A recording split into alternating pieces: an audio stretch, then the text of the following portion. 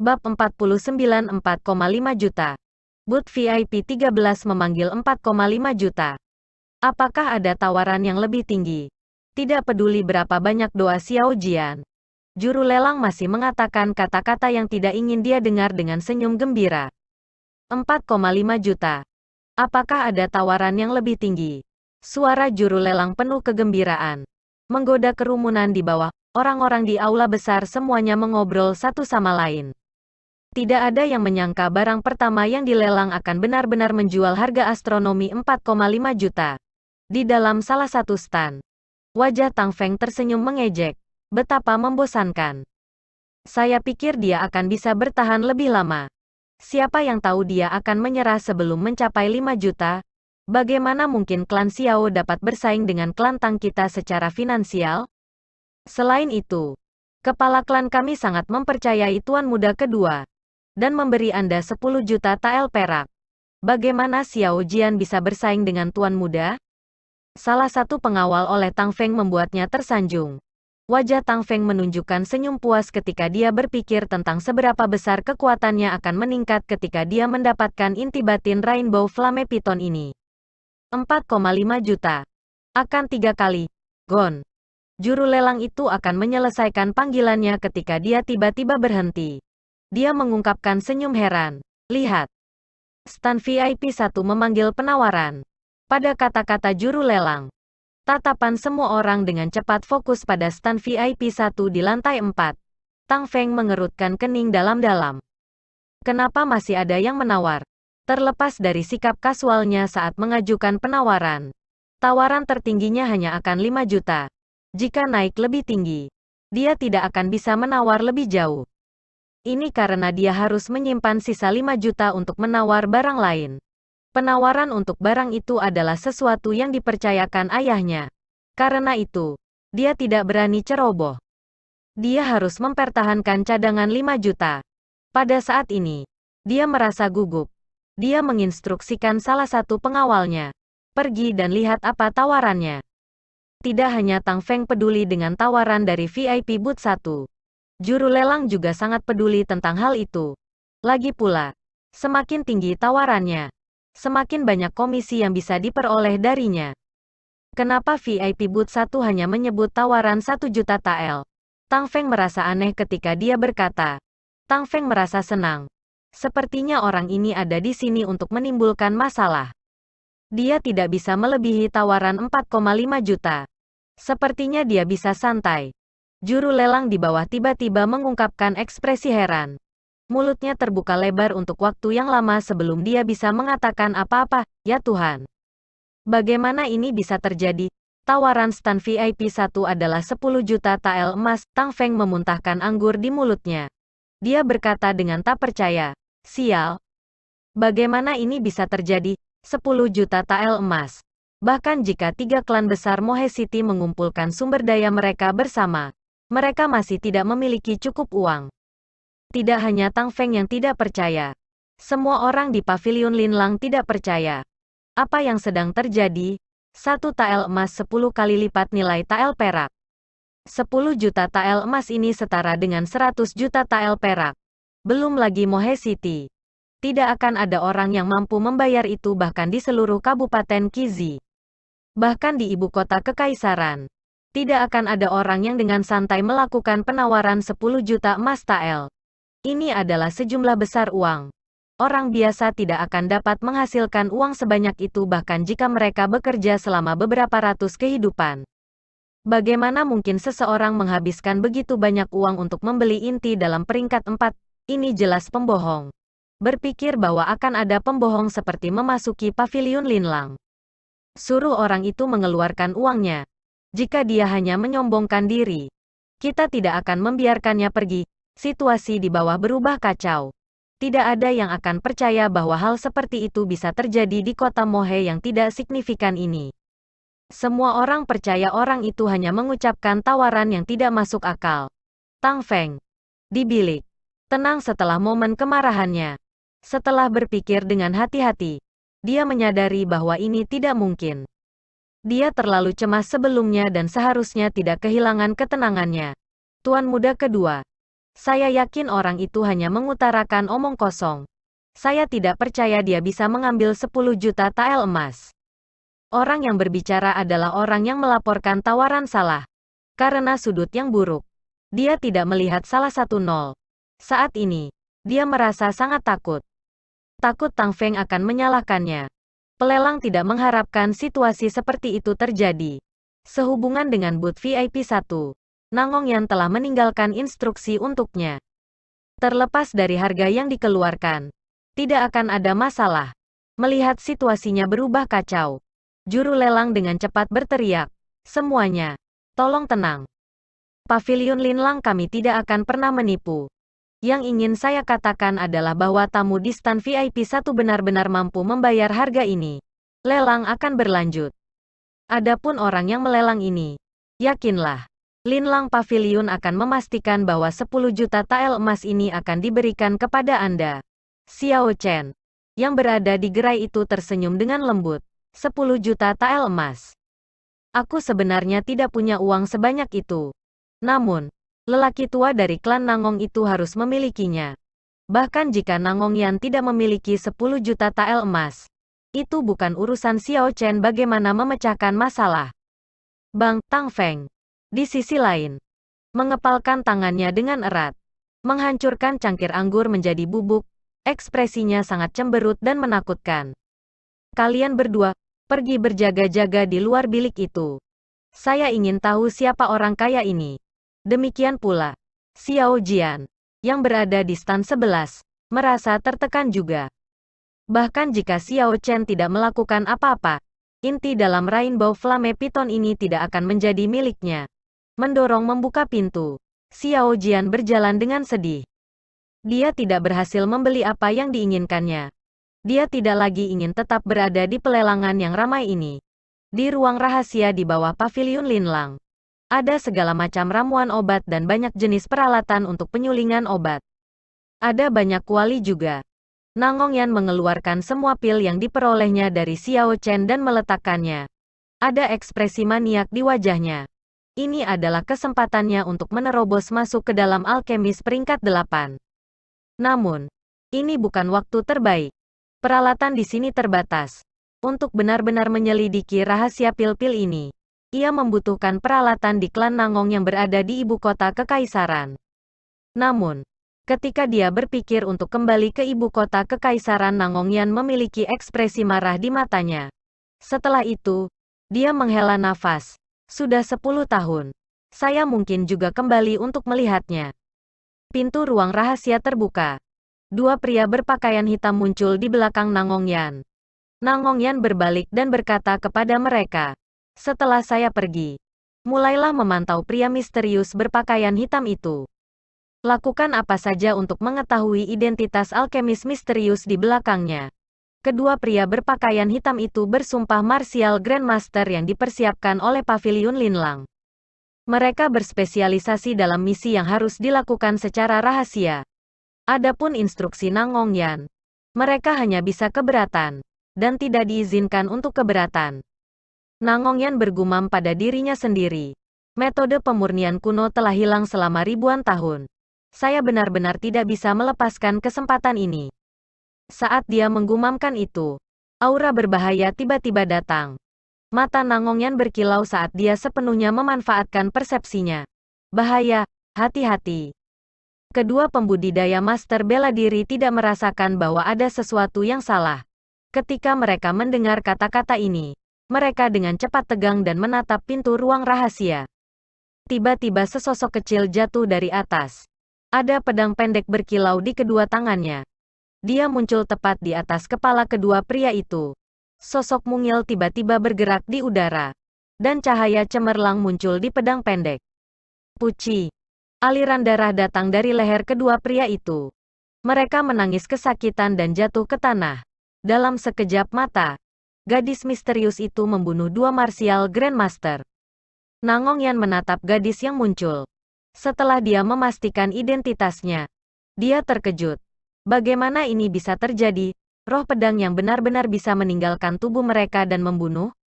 Au Jiao tidak menjawab pertanyaan Nangong Yan. Dia melepaskan dua pedang di tangannya dan itu berubah menjadi cahaya yang terbang ke arah dinding di kedua sisi ruangan. Bang, pedang ditenggelamkan di dinding dengan mudah. Retakan mirip web muncul di dinding. Perlahan menyebar hingga seluruh ruangan tertutup retakan. Nangongyan bahkan tidak punya waktu untuk merasa terkejut. Karena Au Jiao sudah terbang ke depannya. Dia benar-benar terbang. Dan tidak mendarat sama sekali. Dia melepaskan aura tirani yang luar biasa ketika dia menyerang ke arahnya. Bang! Dalam tergesa-gesa, Nangongyan dengan cepat menyerang juga dan menerima serangan Au Jiao yang tak tertandingi saat kedua telapak tangan mereka bertemu. Tubuh Nangongyan terbang mundur tak terkendali. Meja-meja di belakangnya, juga di lemari-lemari berisi herbal, semuanya hancur berkeping-keping. Puci!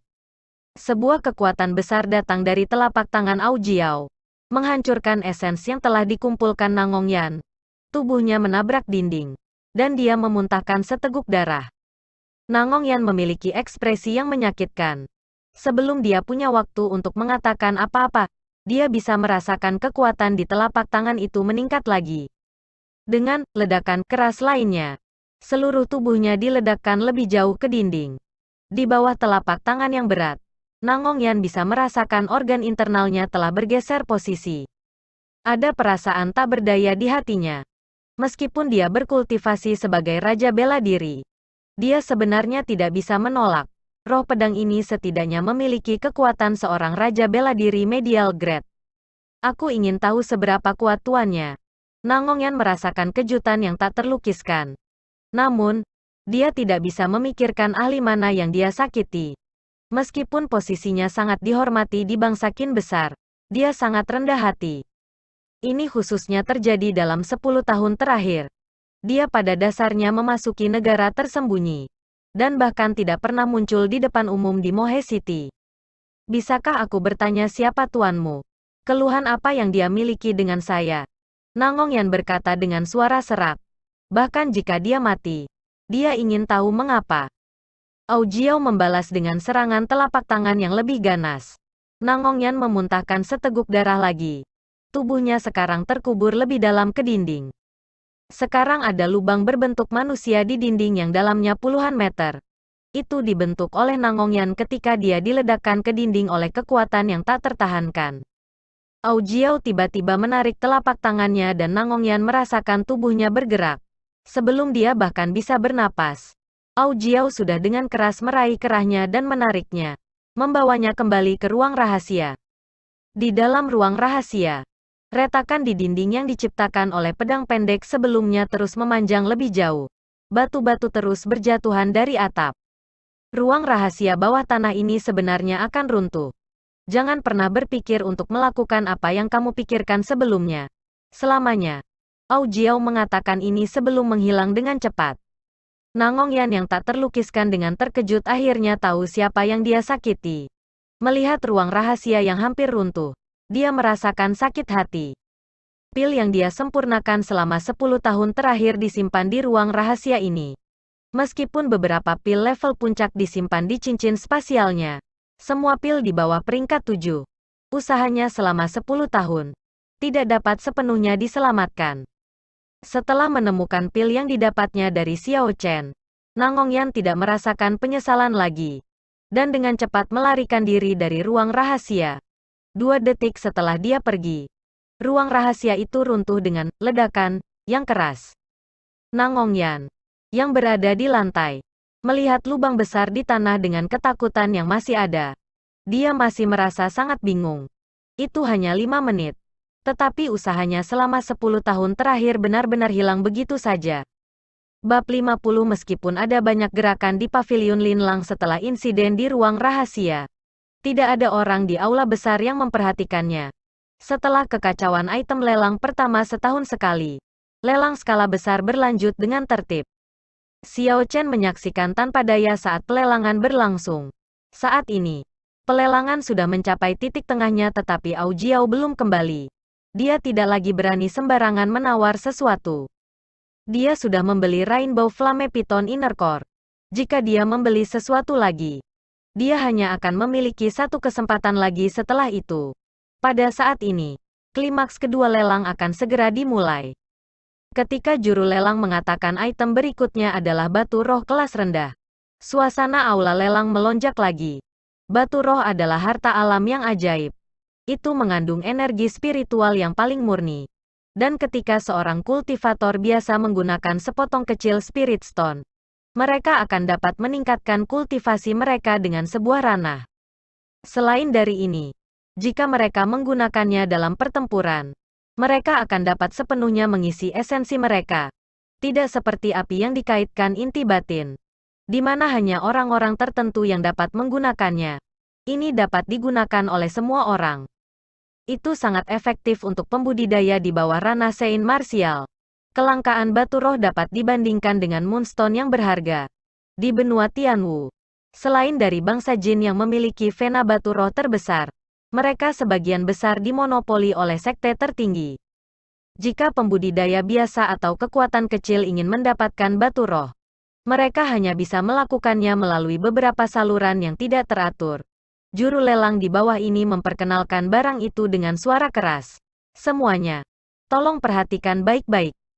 Apa yang kita miliki di sini adalah batu roh kelas rendah yang nyata. Saya percaya semua orang sudah tahu tentang nilai batu roh.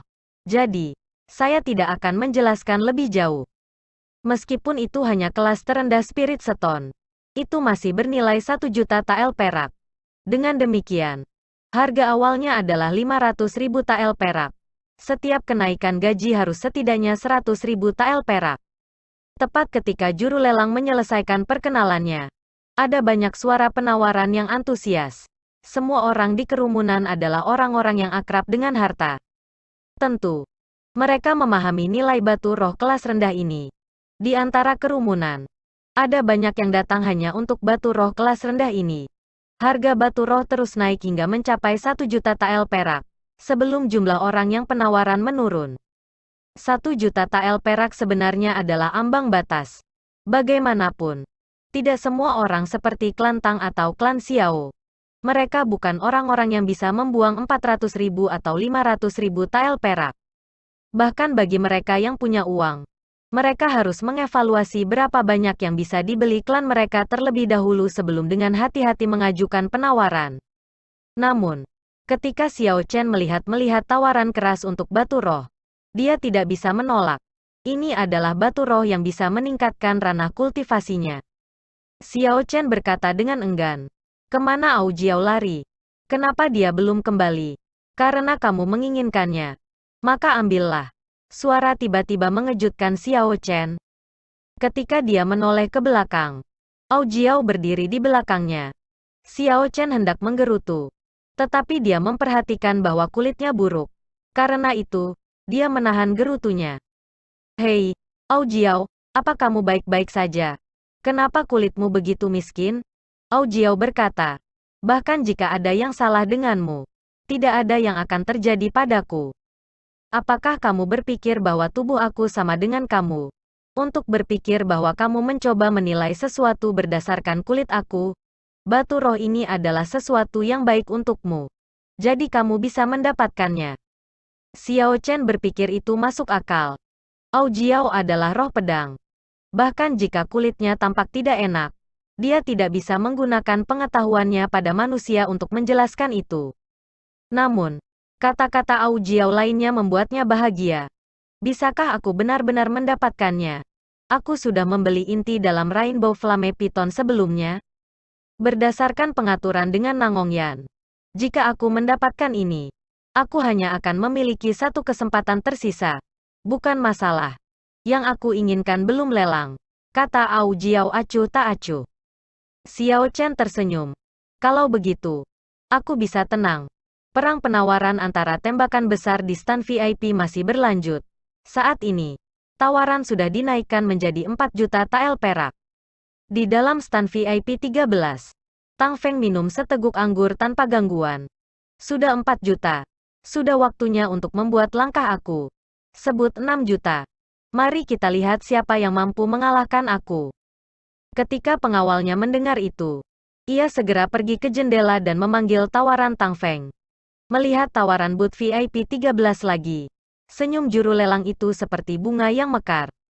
Dia berkata dengan nada bersemangat, Tamu di stan VIP 13 selalu mengejutkan kami. Tawarannya sekarang adalah 6 juta.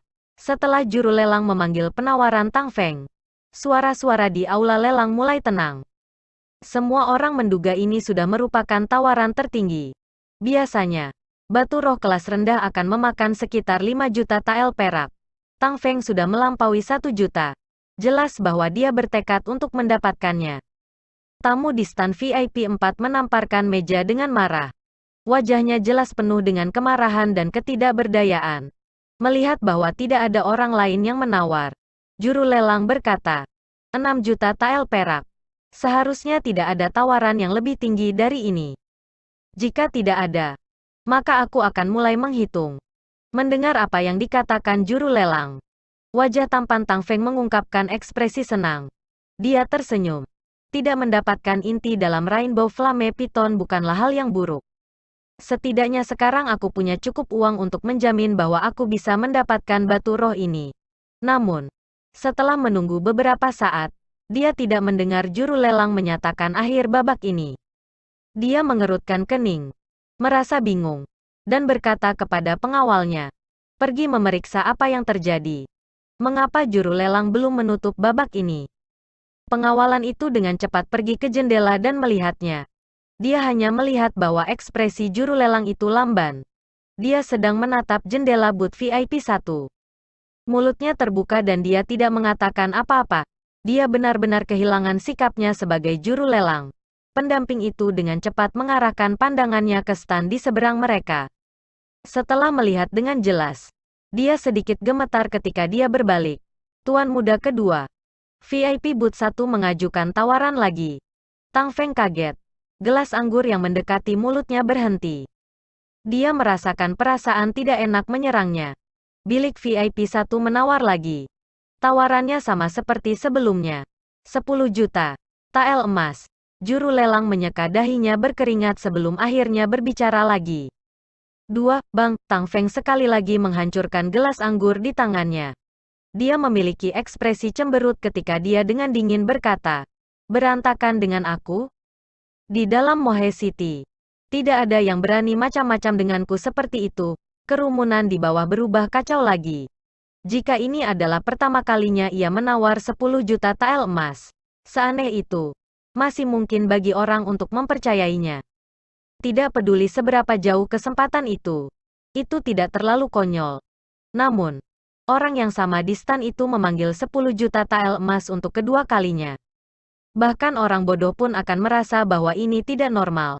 Tidak ada yang akan menyia-nyiakan kekayaan seperti itu. Situasi sekarang bahkan lebih kacau daripada sebelumnya. Juru lelang itu mengingat instruksi Nangongyan ketika ia melakukan yang terbaik untuk menenangkan kerumunan. Setelah menghabiskan banyak upaya, ia berhasil mengembalikan lelang ke jalurnya. Au Jiao dengan lembut tersenyum. "Kamu benar-benar bajingan. Kamu benar-benar berani memanggil tawaran 10 juta. Nangongyan akan frustrasi sampai mati." Xiao Chen mengangkat bahu. "Aku lebih suka hal-hal yang sederhana. Aku tidak menikmati perang penawaran semacam ini. Selanjutnya, ini adalah sesuatu yang dijanjikan Nangongyan padaku. Dia akan membayar untuk hal-hal yang aku inginkan. Tidak peduli berapa harga akhirnya. Apakah dia mampu melakukannya atau tidak? Itu masalahnya, bukan milikku." Untuk barang-barang berikut, karena hal yang Au Jiao inginkan belum muncul, Xiao Chen tidak bergerak. Kekacauan yang disebabkan oleh Xiao Chen perlahan menjadi tenang. Tepat saat pelelangan akan berakhir, Au Jiao tiba-tiba berseru, "Item berikut adalah Frost Iron kelas superior. Buat tawaran untuk itu." Xiao Chen tidak mengerti ketika dia berkata, "Apa yang kamu inginkan dengan Frost Iron?" Au Jiao berkata, "Tentu saja itu tidak berguna bagi aku. Apakah kamu pikir aku tidak melihat bahwa kamu membawa begitu banyak batu bulan? Apakah kamu berpikir bahwa Moonstone adalah semua yang kamu butuhkan untuk menempa senjata roh?"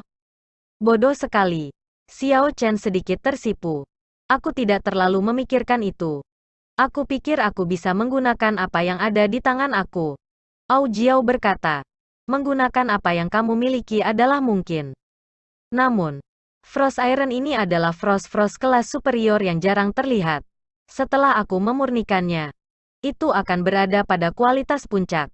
Jika semua yang kamu inginkan adalah senjata roh peringkat besar, maka kamu bisa menyerah pada Frost Iron ini. Mendengar bahwa Au Jiao dapat meningkatkan kualitas Frost Iron ini, Xiao Chen merasakan sukacita di hatinya. Besi kelas puncak Frost sangat langka dan berharga. Xiao Chen memiliki sedikit pengetahuan tentang itu. Di dunia ini, selain dari Frost Grade besi Peak Grade yang sangat jarang terjadi, itu hanya bisa dibuat dengan memurnikan Frost Grade besi unggul. Namun, metode pemurnian ini dipahami oleh sangat sedikit orang di benua Tianwu. Sejauh Xiao Chen tahu, hanya Heavenly Craft Manor yang bisa melakukan ini. Mengingat situasi saat ini, setelah dia memperoleh Frost Grade besi unggul ini, dengan jumlah besar Moonstones yang dimilikinya, adalah mungkin baginya untuk menempa senjata roh peringkat surga.